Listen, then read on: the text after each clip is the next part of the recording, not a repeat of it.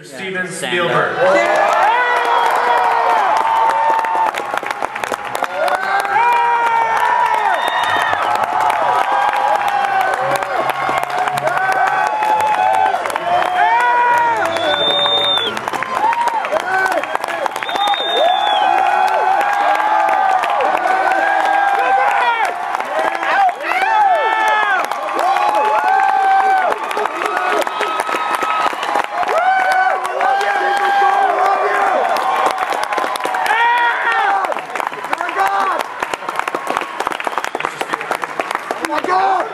Comic-Con International. It is my privilege and pleasure to give to you the Inkpot Award for Achievement in Film. Thank you. Yeah! Thank you. Well, listen, thank you. Thank you, because I wouldn't be here without you. I wouldn't be standing here getting this without you supporting these movies and supporting what we do, and, you know, staying kids, no matter what your age, you're kids, your lives. I feel the same way. I've been a child all my life. You ask my wife, you know, I'm not ready to grow up. If I start growing up, I'll actually, that's when I'll stop making movies, which I don't intend to do. Yeah. But really, thank you so much. You know, we all love the same source material that has brought all of us here.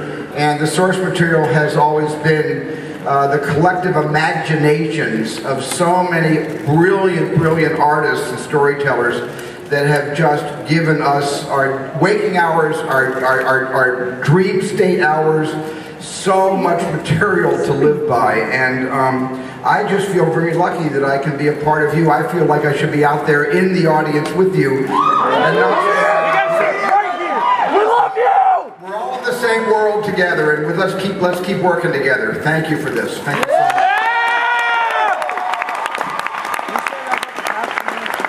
Hello, everybody. How's it going? Yeah! Spielberg! Steven Spielberg. Come Yeah! on. Steven, you know, tell. That makes my job a lot easier in order to answer your question, because Tintin, you know, in the 1920s by Hergé has been embraced, and kids all over Europe, Asia have grown up with Tintin. Not as much in North America. I didn't know much about Tintin at all. I didn't know anything about Tintin until I read a French review in 1981 of Raiders of the Lost Ark that kept comparing my movie to something called Tintin. I did not know what they were talking about. I got one of the books. It was all in French. I don't read French, but I could read the story just based on the illustrations, the amazing artwork, the characters, the humor, the plot. It was all illustrative. It was done by Hergé. I didn't need to read the words. So when I got to the end of it, I could see their point. I could see a little bit of it was a bit of a cousin. And what do you think the commonality was? Is it sort of the globe trotting, the sense of adventure, that sort of thing, or? Well, you know, just that you know, in the world of Hergé, Tintin was a reporter. And you're not supposed to do this when you're a journalist, you know this. But Tintin, you know, kind of put himself into the stories he was supposed to be reporting on, and Tintin became the story.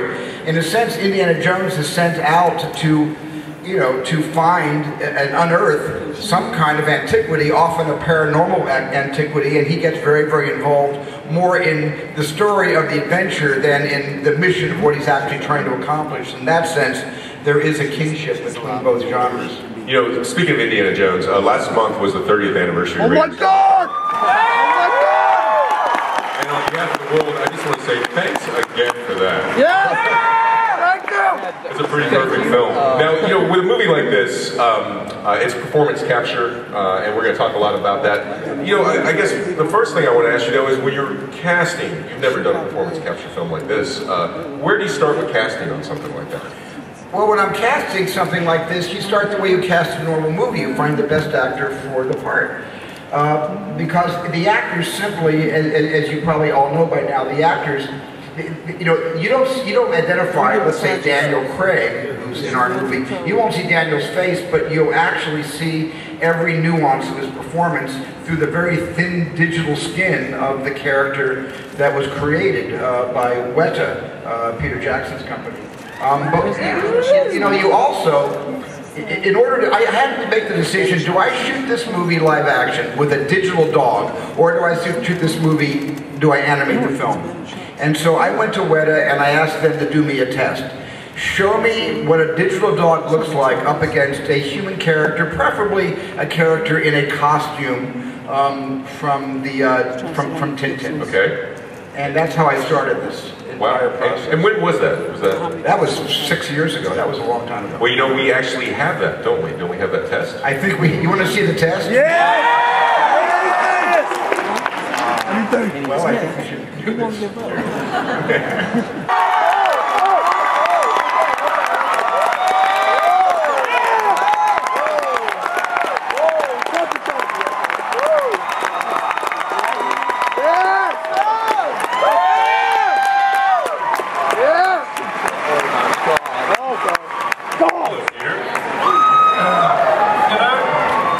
You know what? Steven Spielberg pirated that test because that was supposed to be destroyed 6 years ago.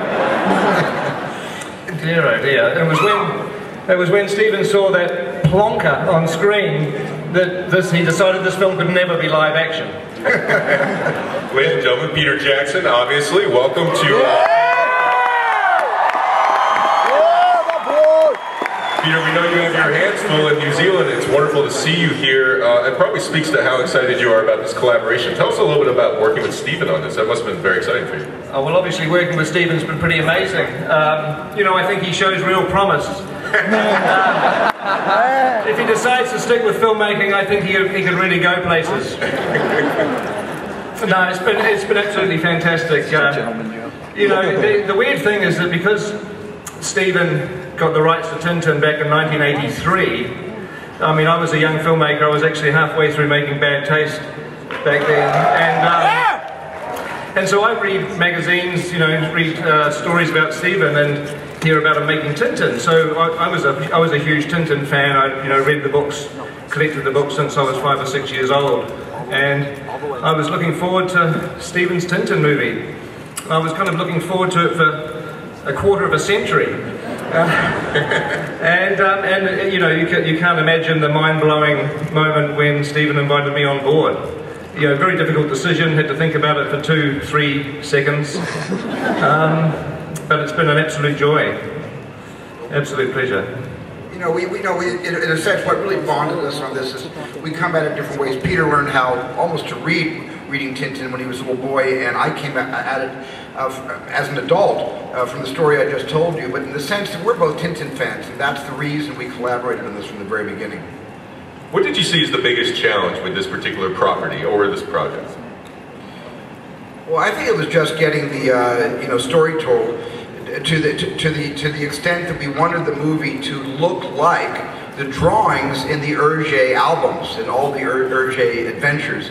We didn't want to cast actors to look like the actors we cast and then have everybody say, well, it was good. They sort of looked like Captain Haddock or like the Thompson twins or like Tintin himself, but it wasn't exactly a direct translation. Art to art. You're all here because you love art. We all love art. We love art so much we wanted to honor Hergé by using animation to get as close as we could to the characters he invented, not characters that we would then reinvent based on big names, big movie stars that would look like big movie stars. And I mean, you know, the idea with the look of it was, as Steven says, to create, you know, characters in a 3D world and an animated world that look as close as we could certainly get to Haddock and Tintin and the Thompsons and the other characters. But we also wanted to make it as much of a hybrid of animation and live action as we possibly could. So we wanted, even though the characters have these, you know, these faces that you could never find in a real human being, we still wanted to have the pores in the skin, the freckles, the stubble, the sweat. You know, we wanted to have it a sort of have a texture and a detail, a level of detail that whilst, you know, you're never going to believe it's live action, it almost looks like live action. And that also extended to the filmmaking, that we wanted, because neither Steven and I are very good on computers, we wanted to find, I mean, I can barely send an email, no, true, I mean, he's a little bit better than I am, but I can't, anyway. You know, we wanted to create a version of animation and motion capture that allowed the filmmaker, allowed Steven to step inside this sort of virtual world that we created with the characters, with the locations and the sets, which were all built over a 2 or 3 year period ahead of the actual shoot. But Steven could shoot the movie. I mean, you know, there's a lot talked about animation, motion capture, but this is like a hybrid where Steven had a virtual camera and was able to step in and film it almost as if it's a live action film. And just as a fan of Steven's work, I mean, one of the things about Tintin that I'm always excited about whenever I see the movie in its different stages is that it's a film that Steven personally shot. I mean, he had the camera in his hand the whole time. And so it was almost like shooting out the old 8mm films. It was the closest experience to, because I had to do, I think, because it was it's like a PlayStation game controller with a 6-inch color monitor in between. And you're all completely up to date about this technology, but you look up and you see actors in motion capture suits in a white basketball court we call the volume. But I would look down into the monitor, and there would be the characters, the actual, real time Tintin, not fully animated, that we'll give you a little sample in a few minutes, but enough that I could actually be in the world of Tintin, getting all of my shots and planning all of my angles. You said, I saw you quoted maybe almost a year ago saying that this movie made you feel more like a painter than you had ever felt, and that speaks to that sort of the technology distilling the filmmaking process. It does, because one person can do the lighting, can push the camera, can be the electrician, the dolly grip, can tweak the makeup, the hair. It really is more, it gets, even though there's hundreds of animators that have to animate, 5 hours to animate every single frame of this film, still putting together the story and putting together the actual performance capture, you do a lot of jobs at the same time, which I normally do through very, very talented, 15 to 100 to 200, people on our crew. But this is much more of a direct-to-canvas art form, I found. Steven Spielberg, dolly grip. Yeah. So Peter, one of the things that you were talking about Tintin earlier when we were chatting about it was that it means different things to different readers at different ages. That was very interesting. Some of the nuances and layers. Could you talk a bit about that? Yeah, well, I mean, my experience with Tintin is looking at the books before I could read, really, when I was 5, 6 years old. And then, you look at the pictures, you can follow the stories, because Hergé designed these books often like storyboards. I mean, they're almost like silent movies, although once you do learn to read, you start to realize how anarchic some of the characters are and how exciting the stories are. But I looked at Tintin when I was young as like the older brother I never had, and having the adventures that I dreamt of having, but part of me didn't ever want to get shot at or have to get chased by bad guys. So it has that that wonderful escapist quality. But then as you get older and you look at the books as an adult, there's layers of social statement that Hergé was making, because he wrote these books between 1927, 28, and right into the 1980s. And so that's, those decades, a lot happened in the world, and especially in Hergé's life, before World War II, during, and then after World War II. And you start to appreciate the world that he was living in, and the satire and the parody that he was putting into, and some serious statements as well. But also you recognise the influences that he was under, because there's definitely a love of Hollywood adventure films in those stories, and there's silent movies, Buster Keaton, Charlie Chaplin. So when we were making the film, we kind of wanted to make it to try to have the different layers that Hergé had built into it. We haven't tried tonally to do anything different at all than what was in the books. You guys want to take a look at some Tintin? Yeah! If we don't do something new every time, you get a little bit bored with ourselves. But this was the medium that was begging us to use it, I think, to the best of its current state of the art. And the animators, who did all this work, beyond the talent, who were amazing, but the animators from Peter's company, every person who animated every frame of this animated every frame of Avatar. So we're very, very lucky to land in Peter's backyard in Wellington, New Zealand. Thank you, Peter. just very, very quickly tell you a story because it's weird how fate kind of goes around in circles. That when I walked out of seeing Jurassic Park back when it was originally screened, I'd made a couple of films, and I always had a love of effects. You know, I was a big Ray Harryhausen fan, and I knew that the movies I wanted to make were going to need that level of visual imagination that you couldn't get in your real world. And when I came out of Jurassic Park, I knew that if I wanted to carry on doing what I love doing, I would have to get involved in computer effects, because obviously that Tyrannosaurus had a profound effect on me. Still does. And so we got our first computer a few weeks later. Literally had to mortgage the house almost to get a Silicon Graphics computer. And we did a film called Heavenly Creatures, which had 30 or 40 shots. And then we went on and did a couple more films. The next one we got 50 or 60 computers. Obviously Lord of the Rings, 500 or 600 computers, and eventually having done Avatar, I think Weta Digital now have about 2,000 computers. But the really weird thing is that that's the company and the talent that's doing Tintin now for Steven. And if it hadn't been for Jurassic Park, it wouldn't exist. So it's just, I always think that fate's an incredible thing, the way that it ultimately works out. And by the way, since we thanked Steven for Raiders, Peter, Lord of the Rings.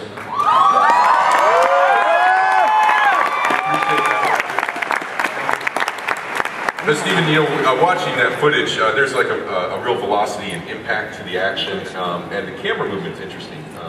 Talk a little bit about that. I mean, you made choices, you filmed it like a live action. Yeah, I filmed like a live action movie. There's a lot of handheld, there's a lot of what looks like Steadicam.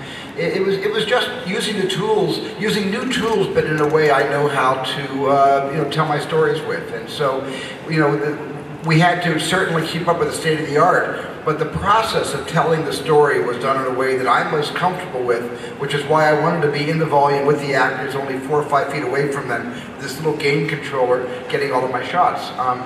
And the important thing is the movie is really a dense story. It is a dense detective story. It's a murder mystery. It's very funny when it needs to be. But the important thing is you just saw just the tip of the iceberg, because what you saw was some of the earliest renderings that came out of Weta. The very earliest, I guess you would call it the iteration of this storytelling. It has gone even beyond this in terms of spectacle and production value. So that you'll see very soon, I promise. Absolutely. One of the things that we should talk a little bit about is the actors. Tell us about the cast that you've assembled, a little bit about some of the stars. Well, Jamie Bell is somebody that Peter suggested. We love Jamie, and Peter did King Kong with Jamie.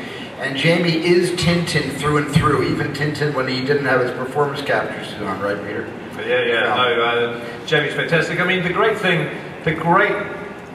freedom that we had is virtually any movie that you cast, any traditional movie you cast, what the actors look like is obviously an important factor. I mean, it's the talent of the actor, but if they don't look right for the part, then obviously that creates a difficulty. But the wonderful thing with motion capture is that you have the entire casting pool of actors available to you. I mean, this is the only film that you'd ever cast Simon Pegg and Nick Frost as twins, for instance, identical twins. And obviously Andy Serkis, I mean, clearly learned everything he needed to about Captain Haddock from my test, of course, but and managed to bring a little bit of his own to it, I would have to say. That's great. And then as far as the action itself, did you find the particular challenge getting the big scenes? I mean, the handheld helps you with the actors and the volume. But what about the large-scale set pieces? Well, all the big epic things, the chases, the battles, none of which are, unfortunately, we can show here because they're still in various stages of development inside the process. But all the big action set pieces in the film, I could put my camera in places I never could in a live-action movie. Now, let me just say that performance capture is not a medium that is right for every film, but it was right for this particular story. And I was able to do things with the camera that I kind of, wish I could do with a live-action camera, so that might drive me back to this medium at some point. If all of you decide this is worth seeing, it's up to you. Yeah! direct the next one.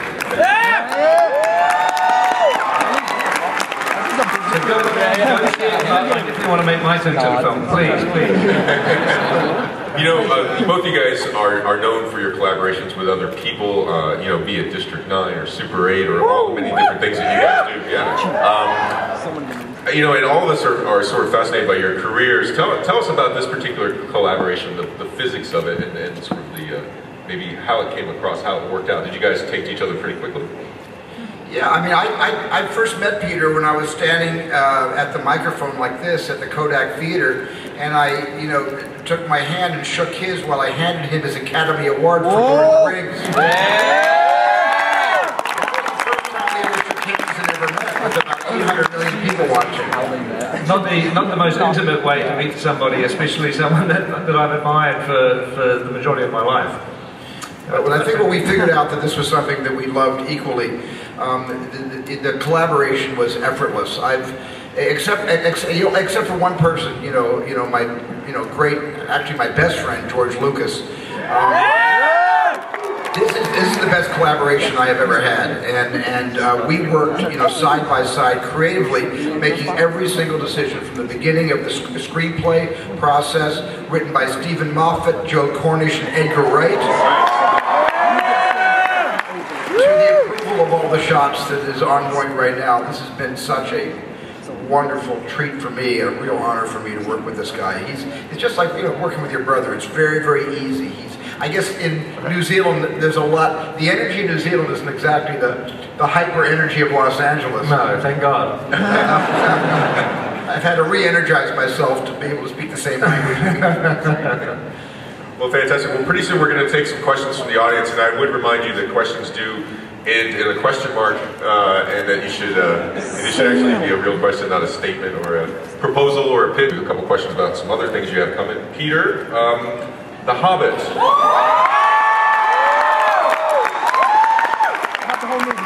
How's that? The Hobbit, what's that again? No, it's great. I mean, I guess, has anybody seen the latest blog that was on? I'm having a hell of a time. The delightful thing with The Hobbit, honestly, is that I'm enjoying it way, way more than I ever thought I would, and I'm so pleased that I'm doing it. It's literally, I'm having a blast. I'm having a blast. I mean, it's an interesting way to make a movie like that, because we're in a short break now. We start shooting it in a few weeks' time. We resume shooting it in 3 weeks' time. We've done 60 days of shooting and got another just about 200 to go. So almost there. But when we set out, we wanted to cast Martin Freeman as Bilbo. Literally couldn't think of anybody else better. And Martin had already signed up to the new series of Sherlock, his show Sherlock. So this break is actually somewhat enforced by the fact that Martin has had to return to the UK to do Sherlock, but it's terrific because it's allowing me to re-energize, and we're doing a lot of pre-production for the next couple of hundred days of shooting. But it's going fantastically well. Absolutely loving it. And Stephen, there's a very long list here. You have Warhorse, you have Lincoln, and then one I'm very excited about, Robopocalypse. I really enjoyed the Daniel Wilson novel. Tell us, how do you keep it all straight? I mean, how can you juggle all that? Well, I've always done things, pretty much, I kind of operate on about 5 or 6 different tracks, all running in the same direction. And I love doing multiple projects at the same time, because one thing that directors lose, first of all, the first thing the director, really mourns the loss of, but happens to all of us, is our objectivity. And I find that when I do more than one project at the same time, I can go away and work a bit on Lincoln, and then, let's say, come back to post-production on Warhorse and really see it for the first time. So I use the projects to really, create some clarity in the way I can return and see what I can change, what I can shorten, how I can make it better. So it's actually been a benefit to me, not a deterrent. Wow, that's fantastic. Okay, well, let's see. I think we're going to try to take some questions from the audience. Are we ready? Oh. Mr. Spielberg, Mr. Jackson,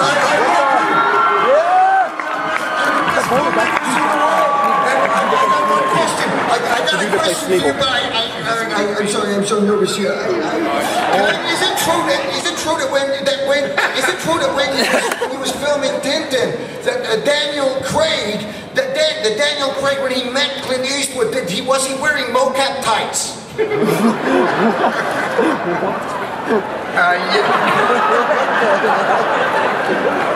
Isn't that Andy Serkis? Yeah!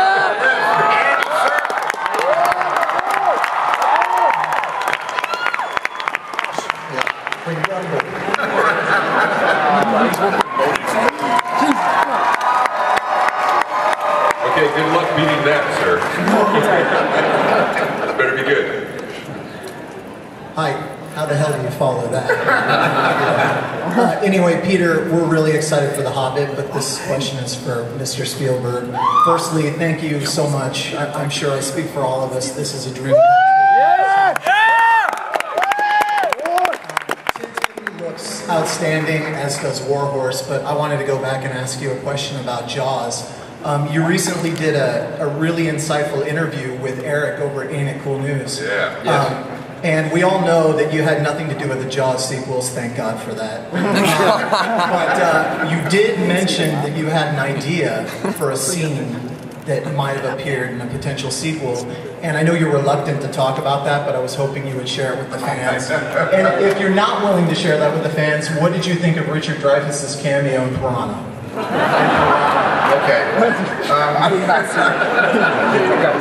Well, it's not that I'm not willing to share it with the fans, but I'm trying very, very hard to keep Jaws at a minimum of 3 movies. The first one, which I directed, I don't want to give Universal any ideas. They're going to run off and make it with somebody else.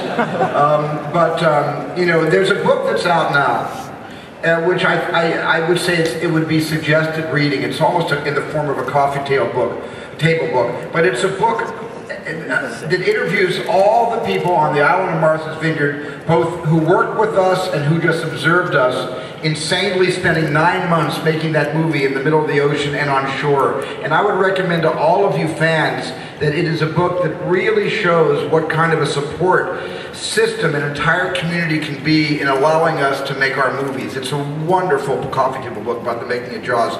Of course, it's come out, you know, over 30 years late, but it's a great book. Fantastic. Next question. Hello, my name is Sam. You two are amazing. I should have to say that. People in your childhood, how much did they affect how you direct your movies? Well, I think for me, that question is how much of your own child that you use to make the films. I mean, I'm totally a kid still. I mean, honestly, everything that I loved from the age of 6 or 7 through to being 17, you know, I mean, everything that I was, my hobbies, like model train sets and World War I airplanes and movie making and King Kong and Ray Harryhausen's movies, everything I'm still obsessed by. I mean, I literally don't have any new interests since I was about 16 years old. And it's sad. Some people think that's sad, but I actually like it. I really enjoy it. But you know, when I make movies, I'm literally trying to make them for the kid that I was and I still am. I mean, there's nothing sort of secret about it, really. Hey there. Next question. Yeah, it's nice that you love Ray Harryhausen, because he's inspired us all. Yes, yes. I just wanted to ask you, how do you come now to Tintin?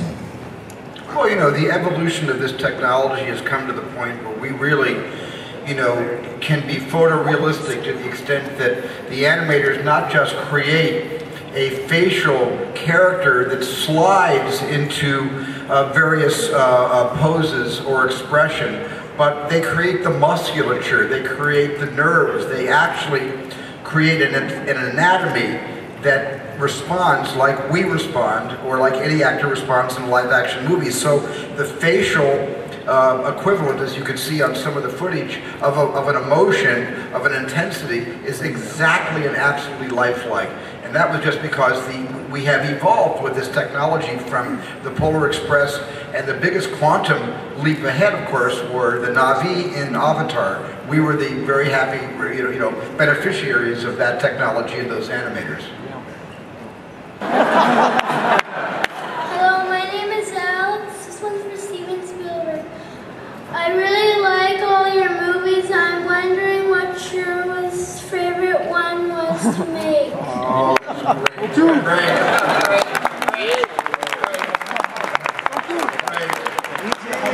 Well, let me tell you the most important personal thing that ever happened to me in my life where a movie was concerned. And this is why it's my favorite movie to make. My favorite movie to make, which I hope you've seen, is E.T. And I'll tell you why it was my favorite movie to make. When we finish making a movie, we're with people for many, many months. They become like our family. But sadly, I didn't want to go home. I wanted to come back to the movie, but it was over. And then I realized, why was I feeling so sad that that experience had ended? And I realized, for the first time in my life, that I wanted to have children. I never felt that before E.T. I have 7 now, thanks to E.T. Oh my God.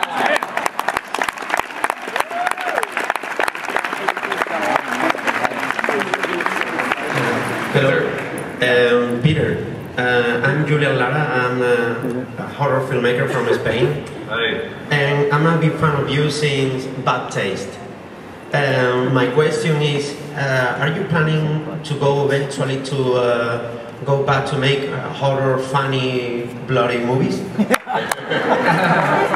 Yeah, absolutely. I'd love to. I've got, yeah, I do have a couple of things that I'm sort of playing around with at the moment, done some early conceptual designs for, and definitely in the future, yeah, absolutely. Hello there.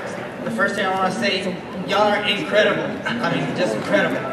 My question is, out of all the movies that each of you have produced, which one do you wish you would have been the director of that movie? Oh, that's a good question. That's a tough question. My God. Oh my God. Because the second I answer your question, the director said, "Oh, I didn't realize my job was in jeopardy." Well, here's the good news. Of many of the movies that I've produced, I couldn't have made those movies as good as the directors who I hired to direct those movies, because those movies were more a part of their DNA than mine. But if there was one movie that I gave away, that I loved as close, as dearly as anything, and yet I gave it to, I thought, the best person for the movie, and I could have directed it. My wife read the script and said, "If you don't direct this, I'm going to leave you." Of course, she was kidding. We've been together almost 20 years, but that would be American Beauty. But even though that was the one that got away, it got away to the right director, Sam Mendes. He won an Oscar for it. Peter, how about you? Is there one that you would have? Well, I only produced District 9, haven't I? I think that's about the only one I've apart from Tintin. I'm very happy Stephen directed Tintin. Tintin. No, I'm very, I'm not really, I find that I get so excited about movies that when I'm imagining them, that I kind of just sort of naturally want to go and direct them. I mean, District 9 was very much Neil Blomkamp's idea, so that was obviously, a no-brainer that he would make that. But anytime I think of an idea and think for a moment that I don't want to produce it, eventually I fall in love with it, and so I'm very happy to have done what I've done. It's been a great year for you, Stephen, with, obviously Super 8, now Cowboys and Aliens. Yeah! So the producing seems to be going pretty well. Yeah, I like producing. I mean, my favorite producing I've ever done in terms of, and here's what I do as a producer. I hire the director and I go away. And that's the smartest thing I can do as a producer. By the way, that's the smartest thing that most producers should do when they produce for directors that should run the show. My happiest moment producing was producing Bob Zemeckis' 3 Back to the Future movies. Hello. Hi. My question's for both of you guys. After all of your achievements and accolades, what keeps you guys going? What keeps you guys inspired? And for Stephen, is there any chance you can get Tom Hanks to come down? Tom Hanks!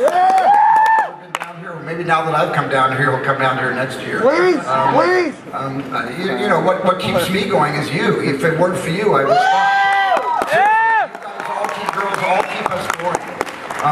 We cannot make the kind of audience movies we make without your support and without the fact that you see them more than one time, and the fact that you write about them, and the fact that you're honest in your feelings about them, and you're also honest in your feelings about us. You don't love me all the time. You love me sometime. And sometimes you don't, and you take us to task. And by the way, it keeps us honest. Keep taking us to task when you feel like it, please. Hey guys, it's Mike with Mel Woods. Just wondering, Jurassic Park 4, where are you at with that, Steven? I'm sorry, I didn't. For Jurassic Park 4, has anything happened with that? Or? Yes, it has. Jurassic Park 4, we have a story I can happily announce right now. Yeah! We have a writer who is writing the treatment, and hopefully we are going to make Jurassic Park 4 in all of your foreseeable futures, all of our foreseeable futures, hopefully within the next 2 or 3 years. Cool. Hello, I have to make this really quick.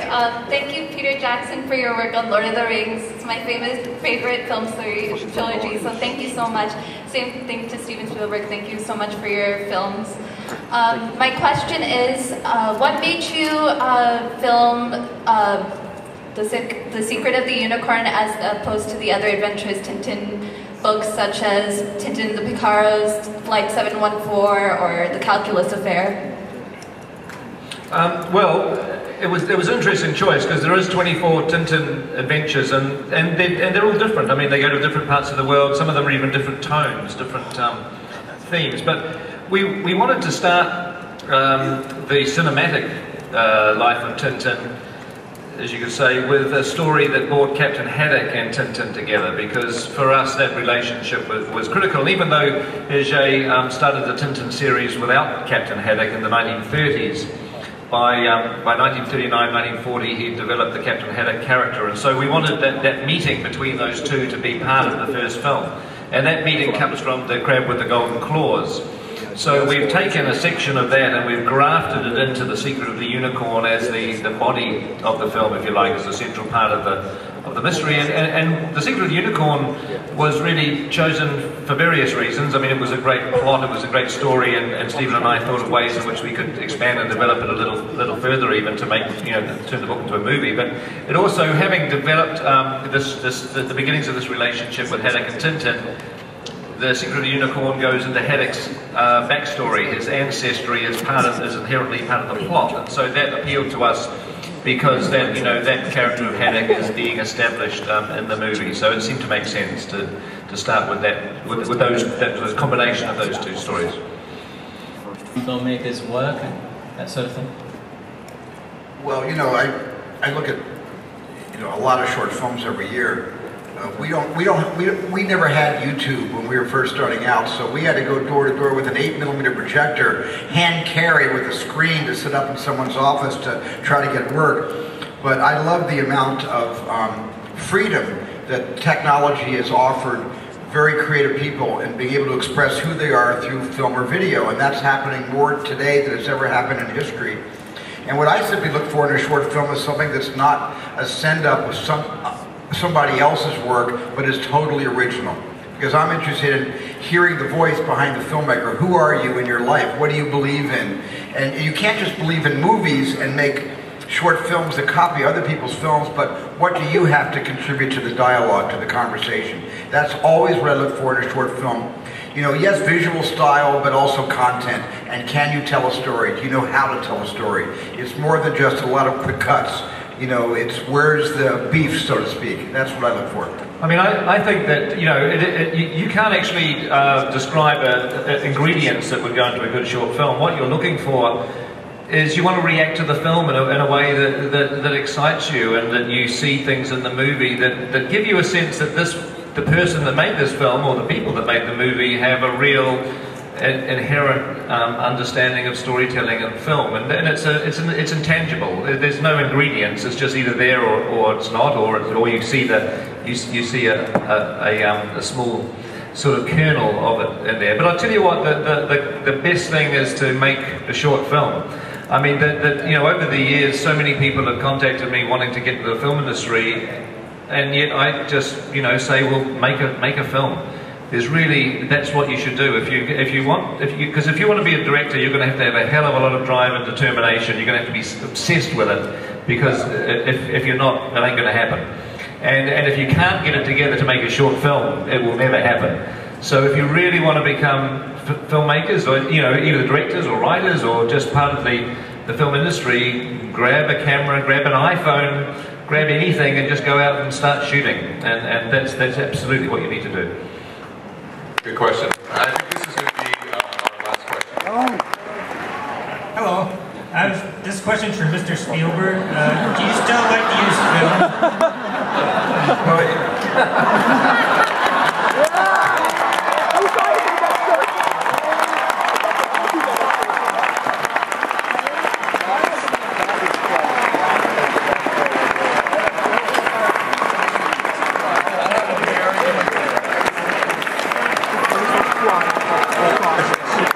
And Peter Jackson is going to photograph this. So you, sir, are the luckiest man on the planet. Oh, God! This is the most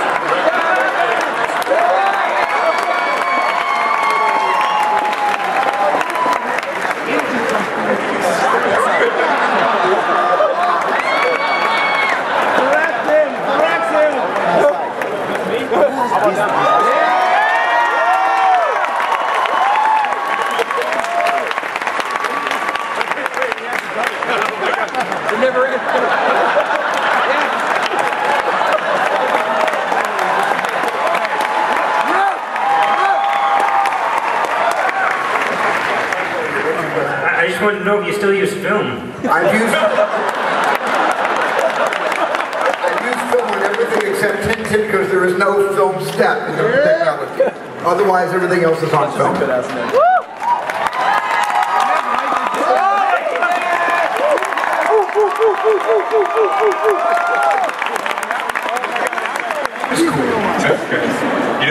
We all come to Comic-Con to celebrate Hollywood magic. And when you guys think Hollywood magic, you think Peter Jackson and you think Steven Spielberg. Ladies and gentlemen.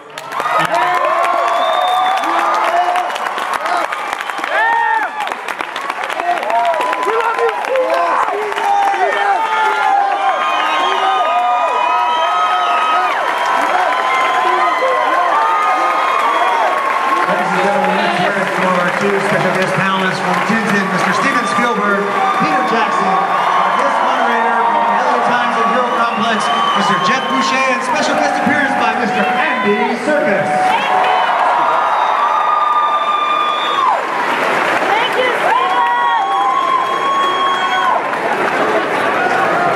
We are in Hall H, enjoying an afternoon of cinematic goodness. My dream came true today. I got to ask Steven Spielberg a question in front of 6,500 rabid fans. It's freaking awesome, amazing. We saw some footage from Steven Soderbergh's Haywire, which looks like the best chick-kicking ass movie since Kill Bill. Looks awesome. Underworld, and just watching Attack the Block panel, which was cool, but we saw the film last night, so nothing really was new to us there. We're getting ready for Fright Night, and then in a little while we've got the Sony panel with 30 minutes or less, Total Recall, Ghost Rider, and Amazing Spider-Man, which a lot of people are here to see, so stick around, it's going to kick some major ass. I think this might be the most incredible day of my life, and I've always wanted to be at Comic-Con in Hall H as Spider-Man with all of you guys. Has always been a dream of mine. Take off the mask! So yeah!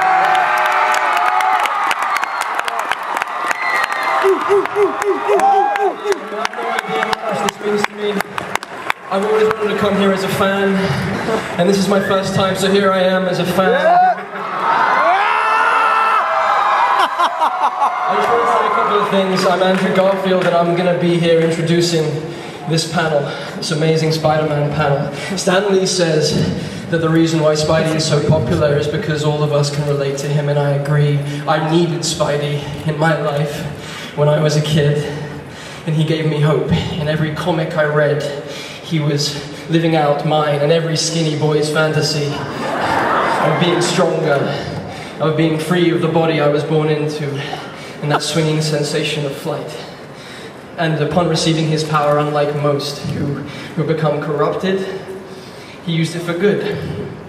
And I think we all wish that we had the courage to stick up for ourselves more, to stick up for a loved one more, or even a stranger you see being mistreated. And Peter Parker has inspired me to feel stronger. He made me, Andrew, braver. He reassured me that by doing the right thing, it's worth it. It's worth the struggle, it's worth the pain, it's worth even the tears, the bruises and the blood. And I wouldn't be able to stand here in front of you guys right now without feeling that Spider-Man was here with me, with his reassuring hand on my shoulder, making sure I don't fall over and concuss myself. And he has inspired countless people, girls, boys, men, women, all of us. And he has saved lives, and he saved my life. And I owe Webhead a lot, and I owe Stan the Man a lot, and I'm humbled to be here, like you do not know, to share the work that we've done with all of you. And this is my first Comic-Con, and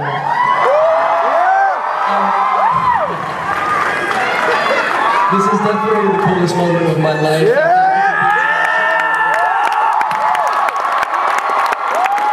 I wasn't going to do it. I was so scared, and I was like, I got to do it. Thanks for letting me do that.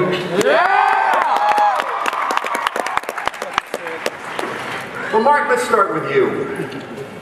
What attracted you to the material, to the character of Spider-Man? What did you think you could bring to him, and what in Spider-Man, like Andrew was talking about, what did it inspire in you? Well, there's such a wealth of material in the Spider-Man canon that hasn't yet been explored cinematically, and I certainly felt that sort of pressure. But there's so many things about Peter Parker in particular that I found stimulating. He's the most, I think, one of the most relatable characters in comics, and I found that very, very appealing. And there's things like in terms of the material specifically, like the Gwen Stacy saga in the Marvel comics, I think is really iconic, and I thought that was a really wonderful thing to give life to. And then, I mean, Spider-Man, he's a part of our culture. He is a perennial character. He's there. He was there before I was born. He'll be there after I die. And I just felt an incredible sense of enthusiasm for that character that just kept me up at night. When the opportunity came along, thanks to these guys, it just was too intoxicating and irresistible to turn away from. Well, we're going to talk a lot about the film. I'm sure there's a lot of people out there who have questions for you guys, but I thought maybe we'd show a little piece of film. You want to set Now, we just finished shooting a few weeks ago. Avi over here still smells like craft service, but so this is very early, very raw footage that we're going to show you, about just a few minutes worth, and so you may see some wires that haven't been removed. There's a lot of green screens that haven't been replaced, but I think it will give you a sense of what we're trying to accomplish in terms of tone and story. And yeah, this is in 2D because it just came straight out of the app, which is our editing console, so you can enjoy this in wonderful 2D. 3D? Twist on the character, or are you just kind of sticking to the original? That's a great idea, Andrew. Emma, what do you bring? Yeah, that's a great question. I'm going to first say that I can speak for, I mean, obviously, Matt and Avi are huge fans of the first 3 movies because they were involved in their making. But the 3 of us I know are huge fans of the Tobey Maguire, Kirsten Dunst, Sam Raimi versions, and yeah, right, woo, exactly, they're the best. So first of all, that should be said, and you know, we're approaching this like it's well, I am anyway, like it's Shakespeare, like a Greek myth. Like these are our modern myths, these comic book characters, and I feel like we still want to know, we still want to watch these stories, and we still want to see our favorite characters on the big screen and in 3D, might I add. So for me, it's just another chapter in a long history of a comic book story that means so much to so many people, and yeah. Absolutely. Yes. Yeah, it's just I'm viewing it the same way from a new perspective, and you know, I looked into Gwen as much as I possibly could, and I fell in love with the story of Gwen Stacy and Peter Parker, and that's a huge reason why I wanted to be a part of this. But I can't play a character without making it my own a little bit. So hopefully, it's all right that I'm playing her, and you know, she's. It's okay. She's on the page, and so I just kind of interpreted her my own way, and with Andrew, and we kind of tried to make Gwen and Peter's story new and fresh, and Mark was, hugely involved in that, and we worked it out the best we could, and hopefully you guys like it. That's great. Yes, sir. I love you very much. He was talking to me. I love you. All right, the next question is from Mark Webb. Yes. When you directed 500 Days of Summer, you had your actors listen to music to set a certain emotion for a certain scene. With Spider-Man, did you do a similar process when you directed your actors?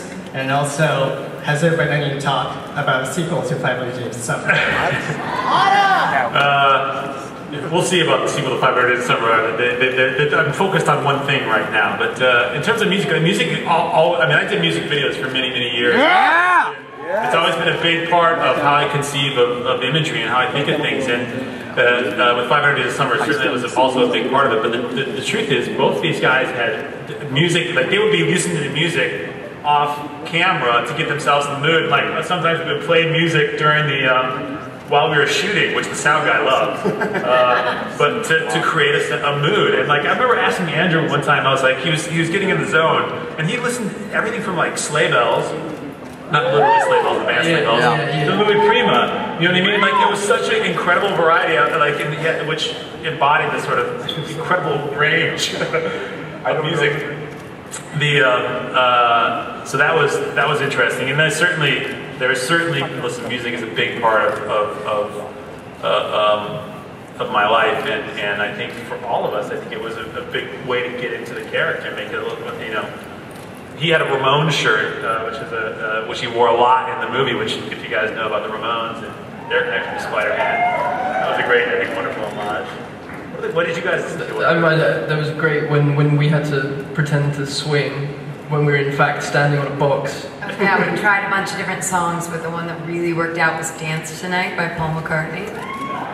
It's a good song to swing to. It's for future reference, you guys. When we were doing the web stream montage, it was Sleigh Bells, A&B machines, A&B machines, right? Yeah. Any scene that didn't require me to try and do a Queen's New York accent, or for anyone else to talk for that matter, Mark wheeled in big speaker system so that I could be influenced by noise and like building the web shooters or anything physical really, or anything it was Sleigh Bells for that, and Louis Prima actually for that as well. I think it was Angelina. I remember. It's a good playlist. It was a fun. Yeah, it was good. Mark, I had a question about the footage that we watched. I didn't see any villain in the piece. Can we talk maybe about the villain of the film? We didn't have a villain. No villains? No, there's somebody in the last movie. No villains. I'm so sorry. Well, there is a villain. His name is Dr. Kirk Connors. Oh, Kirk Connors. Otherwise known as the Lizard, for those of you who know. And I think we actually might have a little bit of footage of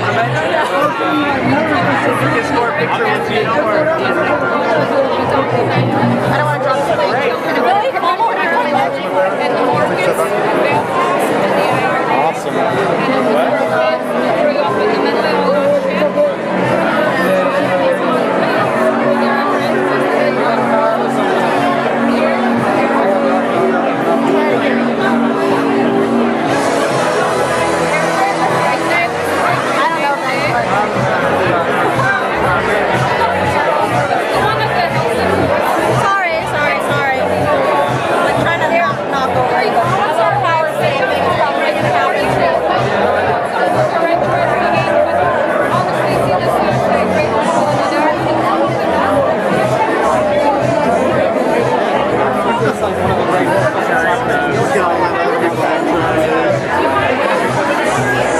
I'm Adam Mast with ZBowman.com, Film Fanatics, and The Independent. Sorry about the hair. It's been a long couple of days. You probably have already sat through our amazing Q&As that started off with, for me, a dream come true. Yes, I got to ask Steven Spielberg a question, and I did so in front of 6,500 rabid fans. My heart was beating at 20,000 times per minute. But it was an amazing experience, and I'm glad I did it, and it was a lot of fun. And to top it off, the Tintin footage that they showed us was amazing. Again, you probably have already watched the Q&A, which was great. Spielberg was amazing. That whole experience was everything I could hope it would be. And then we saw some footage from Haywire. I believe there was a little bit of that Q&A, new Steven Soderbergh film, really great. We capped off the evening. We actually managed to get into a couple of screenings, so we weren't sure we were going to be able to pull off. I have to give a shout out to Quint over at Ain't It Cool News. He was nice enough to give me 30 minutes or less screening passes, so we were able to get into that. Hilarious. Did we all love it, guys? Yeah, great movie. Good. Very, very funny. And then we managed to get into the DreamWorks Fright Night party and screening, which was a lot of fun. Colin Farrell was there. Very, very gracious. Amazing. We also bumped into Morgan Spurlock there at the party. Fright Night, I'm still trying to wrap my head around it. I wouldn't say I was overly impressed. I didn't hate the movie, but I'm very middle of the road. I grew up on the original from 1985, was even on the set of that film. Really love that movie a lot. So again, I'm kind of indifferent on the new one. I'd like to let it sink in, and DreamWorks kind of has put an embargo. They don't want us actually giving full reviews, so I'll go into that more later. But we're going to be back again to do it one more time tomorrow. We got a Francis Ford Coppola panel, which is going to be interesting. I don't believe Coppola has ever been to Comic-Con either, and with any luck tomorrow night. What's that? He's been there once before. Has he? John informs me that has been there before, so I stand corrected. But tomorrow evening we have the Cowboys and Aliens premiere, and hopefully that's going to work out. We're going to be able to check that out. So until then, this is Adam Mast with ZBowman.com, Film Fanatics, and The Independent signing off. We're going to get 3 hours of sleep. Yes. Just kidding. We're not signing off. I forgot to talk about Total Recall and The Amazing Spider-Man. You probably saw some of that on footage too. That was really cool. Bernie got to chill with Mark Webb a little bit, and it was really interesting.